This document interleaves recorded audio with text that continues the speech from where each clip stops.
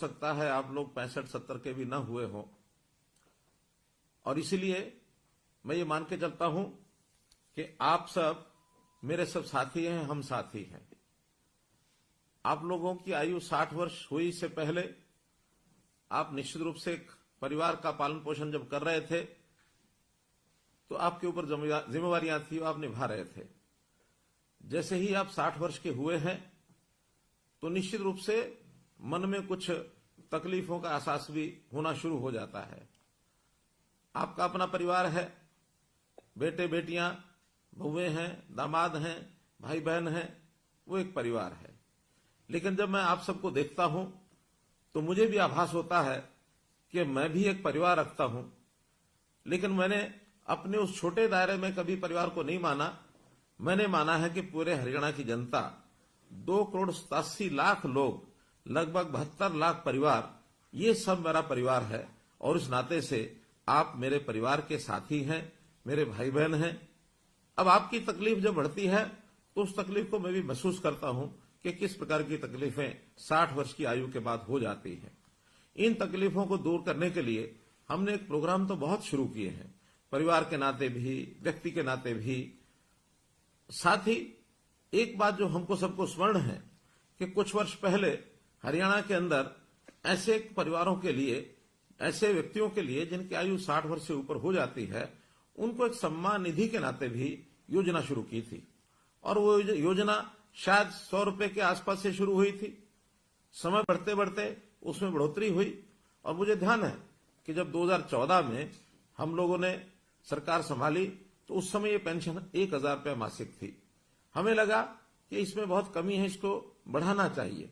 लगातार हर वर्ष 200 रुपये, 250 रुपये, 200 रुपये, इस नाते से बढ़ाते बढ़ाते, और अभी 1 अप्रैल अगला जो 2023 का महीना शुरू होने वाला है, उस समय ये हमारी जो पेंशन है, जो सम्मान निधि है, ये 2,750 रुपये हो जाएगी। कहां 1,000 रुपया, कहां 2,750 रुपया। अब इस नाते से हम अपने प्रदेश के लगभग 18.5 लाख बुजुर्गों को ये हर महीने राशि पहुंचाते हैं। 460 करोड़ रुपए से ऊपर ये राशि हर महीने पहुंचती है।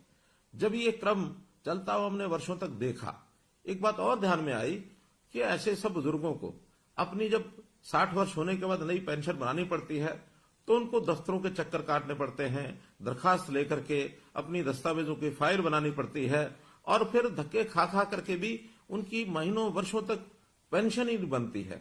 कभी उनका सिफारिशी कोई नहीं मिलता उनको। बहुत से लोग बीच में एजेंट खड़े हो जाते हैं। उस नाते से एक तकलीफें, एक धक्के जो खाने पड़ते थे, ये एहसास जब हमको हुआ तो हमें लगा कि ये बहुत ही एक अन्यायपूर्ण एक व्यवस्था है, इसको बदलना चाहिए। हमने इसमें बदल करके जब परिवार पहचान पत्र बनाया और हर परिवार का डाटा ये हमारे पास आ गया, तो उस परिवार के डाटा के अंतर्गत हमको पता लगा कि कितने ऐसे व्यक्ति हैं जो कब 60 वर्ष के होने वाले हैं, आयु के हिसाब से उसकी जानकारी हमें तुरंत मिलने लग गई। अब 2 ही कंडीशन है किसी भी बुजुर्ग की वो पेंशन शुरू हो, या तो व्यक्ति 60 वर्ष का हो गया है, और या फिर जो 60 वर्ष का हुआ है वो दोनों पति पत्नी की आय ये 2 लाख रुपए से कम होनी चाहिए।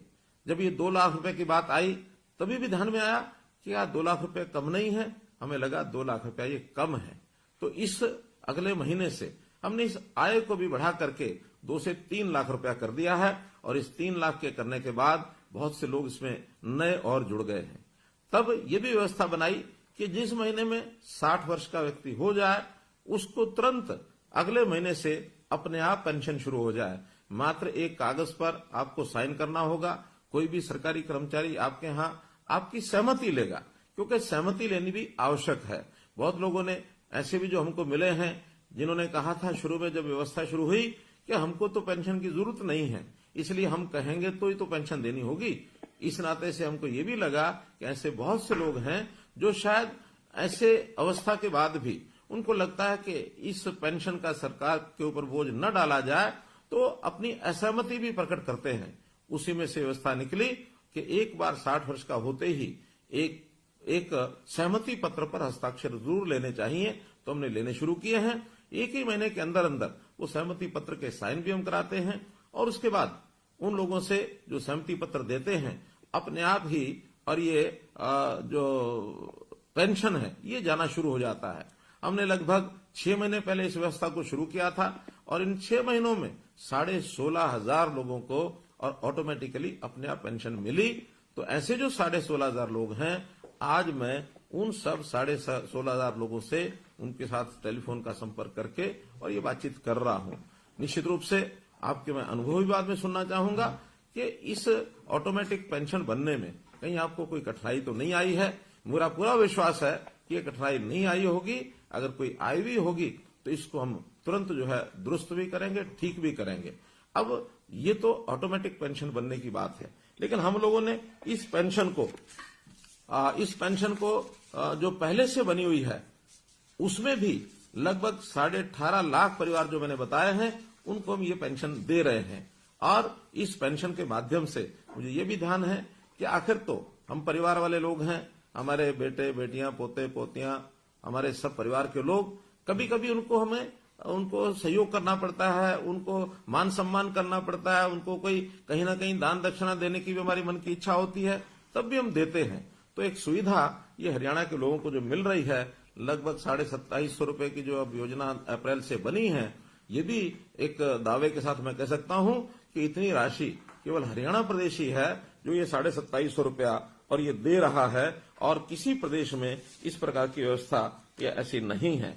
तो मित्रों, भाइयों बहनों, मैं तो आपको आज यही कहूंगा कि हम लोग जो ये एक लाभ सरकार से ले रहे हैं, तो इस लाभ के बदले में हम लोगों को, क्योंकि हमारी आयु भी 60 वर्ष ही हुई है, तो 60 वर्ष होने के बाद आखिर व्यक्ति का शरीर स्वस्थ रहता है, काम करने योग्य रहता है, तो हमें अपने इस आयु के पड़ाव में आकर के अपने काम के साथ साथ सामाजिक कामों में भी जाना चाहिए।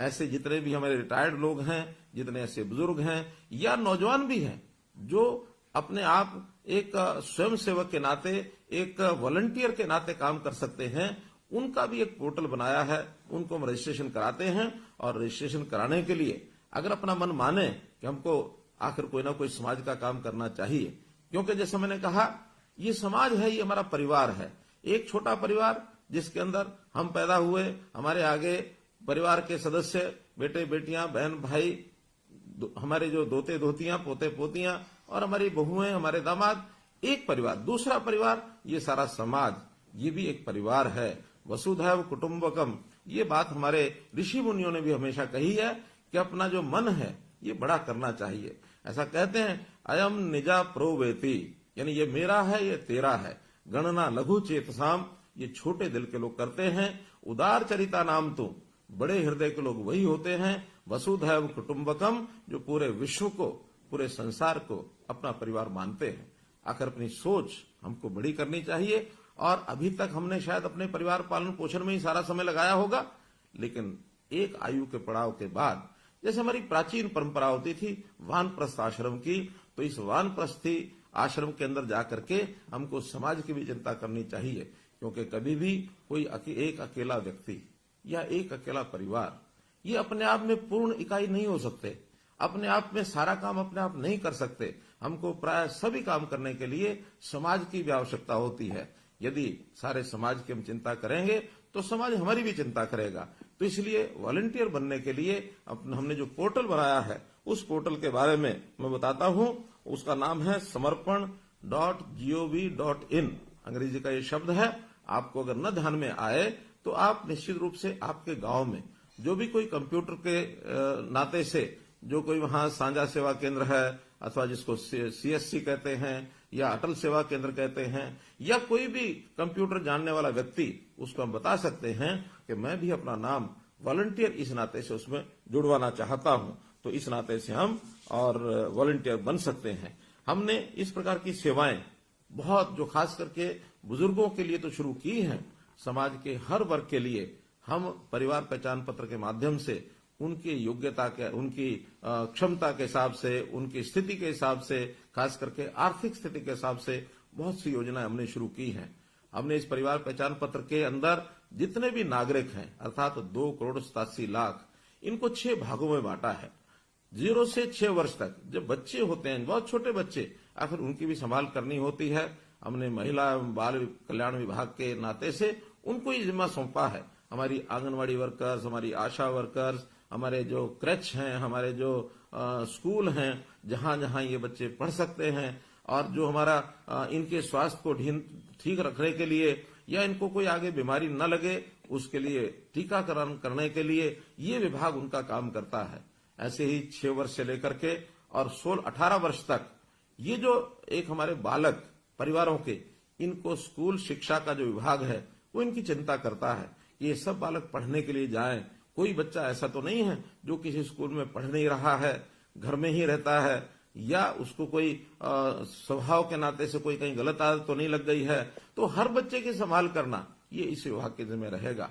18 से लेकर के 25 वर्ष तक हमारा जो उच्चतर शिक्षा विभाग है, जो उच्चतर शिक्षा में चाहे हमारी यूनिवर्सिटीज हैं, चाहे हमारे कॉलेजेस हैं, ये जो विभाग इन 18 से 25 वर्ष वालों की चिंता करेगा। या तो पढ़ाई करेंगे या फिर अपने हुनर को विकसित करने के लिए स्किलिंग डेवलपमेंट के नाते से ये उनकी चिंता करेंगे। कुछ लोग जो रोजगार करना चाहते हैं उनको रोजगार दिलाने की व्यवस्था करेंगे। तो ऐसे सब युवा, ये युवा अवस्था ऐसी होती है, इस समय संभालना बहुत जरूरी होता है, दिशा देना बहुत जरूरी होता है। तो हमारे युवक एक ठीक दिशा में काम करें, इनके लिए वो काम हम देते हैं उनको।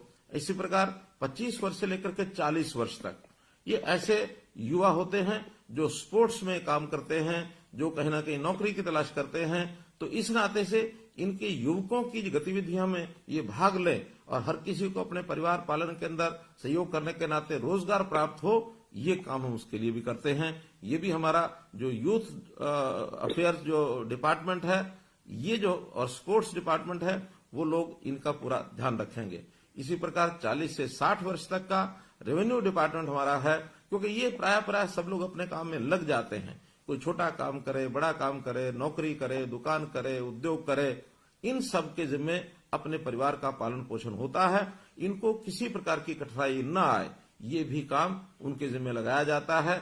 तो सब लोग इस नाते से और व्यस्त रहें, सबको एक प्रकार से परिवार पालन के अंदर पूरा अवसर मिले। तो इस प्रकार 60 साल तक और 60 साल से ऊपर की आयु के वर्ग के लोग, जिसमें हम शामिल हुए हैं, ऐसे सब लोगों के लिए जो हमारा सेवा विभाग है, सेवा विभाग के जिम्मे ये लगाया है कि 60 वर्ष से लेकर और जितने वर्ष तक की आयु प्रभु ने हमको दी है, उस वर्ष तक सबकी संभाल ये सब करें। विशेष तौर पर इन सब वर्गों के लिए स्वास्थ्य का विषय ऐसा है जो हर किसी के ऊपर लागू होता है कि स्वास्थ्य ठीक रहे, व्यक्ति स्वस्थ रहे, तंदुरुस्त रहे, और अगर कहीं अस्वस्थ होता है, बीमार होता है, तो उसका इलाज ठीक हो जाए। इलाज ठीक करने के नाते हमारे देश के प्रधानमंत्री विशेष तौर पर बहुत चिंतित है। गरीब परिवारों के लिए उनकी चिंता है कि कहीं ऐसा ना हो कोई गरीब परिवार किसी के इलाज कराने में इतना खर्च कर बैठे कि परिवार जो है वो कहीं उसकी कमर न टूट जाए, क्योंकि गरीब परिवारों को लाखों रुपए का इलाज का खर्च देना ये संभव नहीं है। इस नाते से उन्होंने हर गरीब परिवार के लिए 5 लाख रुपए तक का ये जो स्वास्थ्य बीमा है ये लागू कराया है आयुष्मान भारत के नाते। जब हमें ध्यान में आया कि केंद्र की स्कीम में तो हरियाणा के 15.5 लाख परिवार कवर हो रहे हैं, हमने उसमें अपनी एक योजना बनाई, चिरायु योजना, ताकि 1,80,000 रुपए तक की आय के जो परिवार हैं उन सबको इसका लाभ मिले। और इसमें 29 लाख से भी ज्यादा परिवार इसमें कवर हो रहे हैं। अब हमको ध्यान में आया आखिर 1,80 भी बहुत आय ऐसी है जिसमें शायद इससे ऊपर के लोगों को भी कठिनाई आएगी। तो इस वर्ष के बजट में हमने इस आय को बढ़ा करके 3 लाख रुपया प्रति परिवार ये आय रख करके और थोड़े से पैसे लेकर, थोड़े पैसे यानी 125 रुपया महीना अर्थात 1500 रुपया साल, इतना पैसा लेकर के भी उनकी जो स्वास्थ्य बीमा योजना उनको भी इसको ऑफर किया है ताकि वो इसको ले सके और परिवार के इस खर्च को बचा सके। अब ऐसे ही हमारे जो बुजुर्गों की स्थिति है, बुजुर्गों में एक वर्ग ऐसा है मित्रों जिनकी आयु 80 वर्ष से भी ऊपर हो गई है। तो इस 80 वर्ष से ऊपर के आयु के जो लोग हैं उनकी विशेष चिंता हमको करनी होती है। तो हमने अपने जितने भी वॉलंटियर्स हैं इनके जिम्मे ये लगाया है। वॉलंटियर्स वो जनता में से भी आते हैं और हमारे सरकारी कर्मचारी वो भी वॉलंटियर्स बन सकते हैं। हजारों की संख्या में ऐसे सरकारी कर्मचारी वॉलंटियर बने हैं। बल्कि मैं अपील करता हूं कि आप भी उनको ये कहें, जो हमारे सरकारी कर्मचारी आपके परिवारों के लोग हैं उनको कहें कि वॉलंटियर बनकर के ऐसे बुजुर्ग जिनकी आयु 80 साल से ऊपर हो गई है इनकी देखभाल करने के लिए कम से कम और कुछ ना करें, महीने में एक बार जाकर उनका हालचाल पूछें। कोई अस्वस्थ है, कहीं किसी की परिवार के अंदर स्थिति ऐसी तो नहीं है कि परिवार में कोई देखभाल नहीं करता है, कोई अकेला तो नहीं रहता है, उसके कुशल क्षेम, उसकी बीमारी, उसका खान पान, उसको आवश्यकताएं जितनी होती हैं वो उसकी पूरी हो रही हैं कि नहीं हो रही हैं। क्योंकि ये भी लगभग 2.25 लाख परिवार ऐसे हैं, लोग ऐसे हैं जो 80 वर्ष से ऊपर हैं।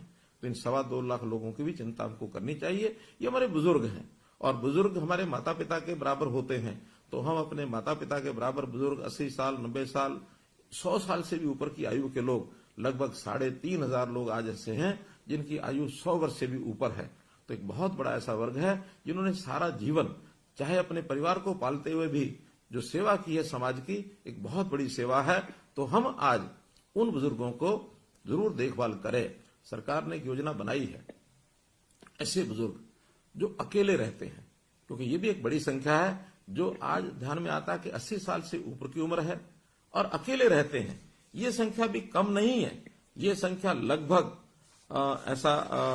जो मेरी जानकारी है, ये लगभग 28,000 लोग ऐसे हैं जो अकेले रहते हैं और जिनकी आय वो लगभग 1,80,000 रुपए तक है। तो इनकी भी चिंता हमको सबको करनी है। तो ऐसे परिवारों को जो अकेले हैं, उनका बहुत मुश्किल है उनको अपने जीवन यापन करना, उनको परिवार की सहायता नहीं मिल रही है, या कई बार पारिवारिक छोटे मोटे विवाद होते हैं, उसके कारण से माता पिता को कई बार बच्चे भी दूर कर देते हैं, जो एक बहुत अच्छी बात नहीं है। बहुत इसको हमको संभालने की आवश्यकता है कि जिस परिवार को पाला पोसा बुजुर्ग ने, वो बच्चे उन परिवारों बुजुर्गों की जरूर उसकी देखभाल रखें, उनकी चिंता करें। आखिर उन्होंने आज तक हमको पाला है, आज जरूरत उनकी आवश्यकता है उनको सहायता करने की, तो हम सहायता करेंगे। एक वर्ग ऐसा हमको ध्यान में आया कि आयु भी 80 वर्ष से ऊपर है, अकेले रहते हैं और उनकी अपनी इनकम हमारे डाटा के हिसाब से 25,000 रुपए से कम है। ऐसे भी 3600 लोग हैं। अब ये 3600 लोगों की हालत क्या होती होगी? जब हमने इसका विचार किया तो हमने घोषणा की है कि अभी अप्रैल से इन सब लोगों के लिए जो वृद्ध आश्रय स्थल, सेवा आश्रम, वरिष्ठ नागरिक सेवा आश्रम, इन सेवा आश्रमों में उनको हम कहेंगे कि जाकर के वो वहां रहें, ताकि उनकी अपनी व्यक्तिगत कोई भी आवश्यकता है, चाहे वो बीमारी की है, चाहे उनके रहन सहन की, खाने पीने की, चाहे रहने के स्थान की, चाहे कपड़ों की, कोई भी आवश्यकता वो उनकी हम पूरी करेंगे। और ये सरकार की व्यवस्था में सब रहें, ताकि अगर वो सहमत होंगे उन सबको हम इन सेवा आश्रमों में रखेंगे। तो इस प्रकार मेरा तो आप लोगों से यही है कि हम लोग इन सब चीजों को समझते हुए, हम सामाजिक प्राणी हैं, तो समाज के नाते से हम लोग इन विषयों के ऊपर आगे बढ़ें। एक विषय जरूर मैं ध्यान कराना चाहूंगा कि बहुत लोग ऐसे भी हैं छोटे मोटे लालच के कारण से, कई बार तो वो परिवार के अंदर रहते हैं, फिर भी उनको लगता है शायद अलग फैमिली, अलग परिवार, इसका हम रजिस्ट्रेशन कराएंगे तो कोई लाभ हो सकता है, और उस छोटे लाभ के कारण से वो अपना रजिस्ट्रेशन अलग से करा लेते हैं। अब बड़ी हैरानी की बात है कि हमारे यहाँ अलग सिंगल फैमिली मेंबर जो परिवार जो ऐसे गिने हैं, वो लगभग 28,000, जैसे मैंने बताया है, ये 28,000 लोग 80 वर्ष से ऊपर के हैं जिन्होंने सिंगल फैमिली मेंबर अपने को कराया है। और जो सब मेंबर्स को लगा लिया जाए, यानी सिंगल मेंबर फैमिली आयु का ध्यान न रखे, तो ये लगभग 2.5 लाख से भी ऊपर हैं। तो इन सब लोगों को भी जरूर ध्यान करना चाहिए कि अगर हम सिंगल मेंबर फैमिली हैं, हमारी कोई और सहायता नहीं करता, हम अकेले रहते हैं किन्हीं भी कारणों से, तब तो ठीक है। अन्यथा परिवार में रहते हुए सिंगल मेंबर फैमिली इसका रजिस्ट्रेशन न कराएं, क्योंकि इनकी सबकी जांच तो होती ही है। आखिर कोई भी काम बिना जांच के वो आगे बढ़ने वाला नहीं है, इसलिए उस जांच करके ही हम चीजों को आगे बढ़ाएंगे। और कहीं ऐसा न हो कि आज अपने आप को आपने सिंगल मेंबर फैमिली रजिस्टर कराया है और कल को जांच में बात सत्य न पाई जाए, हमारा मेंबरशिप परिवार की वो समाप्त होकर के हमको वापस उसी मेंबर में जाना पड़े। ये कोई अच्छी बात नहीं है। आज ही हम लोग अपने आप को संभाल करके जो तथ्य हैं, जो उचित बातें हैं, उनको अगर हम दर्ज करेंगे तो मैं आपको विश्वास दिलाता हूं कि कोई गरीब परिवार है, उसकी हर प्रकार की चिंता, राशन कार्ड के नाते से ऑटोमेटिक राशन बनते हैं, राशन कार्ड बनते हैं, अब उसके लिए कहीं जाना नहीं पड़ता है। इसी प्रकार अगर किसी परिवार के सिर पर छत नहीं है, प्रधानमंत्री आवास योजना के अंतर्गत उनको मकान मिलता है। कोई व्यक्ति बीमार होता है तो उसको आयुष्मान के नाते या चिरायु योजना के नाते 5 लाख रुपए तक उसकी बीमा की भी चिंता हम करते हैं, उनके बच्चों की पढ़ाई की भी हम चिंता करते हैं, और तो और कोई व्यक्ति आगे चल करके भी बीमार न हो, उनकी स्वास्थ्य की जांच करने के लिए भी हमने एक योजना बनाई है, निरोगी योजना। अर्थात इसमें भी हर वर्ष या 2 वर्ष में कम से कम हर बार एक व्यक्ति का एक बार उसका स्वास्थ्य जांच जरूर हो, इसके लिए भी निरोगी योजना बनाई गई है। हमारे जितने भी सीएचसीज हैं, पीएचसीज हैं, हॉस्पिटल्स हैं, और अब तो हम इस काम में प्राइवेट जो अस्पताल हैं उनकी व्यवस्था भी कर रहे हैं। ईएसआई अस्पताल, उनकी व्यवस्था को भी इसमें जोड़ा गया है, ताकि हर व्यक्ति का 25 तरह के जो टेस्ट हैं 2 साल में एक बार उसका जरूर हो जाए। अगर कोई छोटी बड़ी बीमारी मानो शरीर में पड़ी है, हमको पता ही नहीं लगता है, कहीं आगे चल करके वो भयंकर रूप ले, इससे पहले ही संभल जाए, और संभल करके उसकी छोटे मोटे की इलाज की जो बातें हैं उसको हम और अभी से कर पाए, व्यक्ति बीमार न हो, इसके लिए भी हमने जो है आयुष विभाग को सक्रिय किया है, ताकि हमारा रहन सहन, खान पान, हमारा शारीरिक व्यायाम, खेलकूद, इसकी ओर भी हमारे लोग जो हैं वो आगे बढ़ें, ताकि आखिर तो बीमार ही क्यों हो, बीमार न हो, इसके बहुत लाभ हैं। बीमार होने के बाद इलाज तो कराने के लिए खर्च होगा ही होगा, हमारा समय बर्बाद होगा, हम काम करने से भी गए। मानो अगर 1 महीना इलाज के लिए हमको लगाना पड़ता है, तो 1 महीना आखिर काम का जो नुकसान है, हमारा अपना भी नुकसान है, परिवार का भी है, देश का भी है। इसलिए स्वस्थ रहें, अस्वस्थ न हो, इस पर भी हम पूरी योजनाएं बना रहे हैं। तो मित्रों, आज जो है इस नाते से मैंने उन्हीं बंधुओं से बातचीत की है जिन लोगों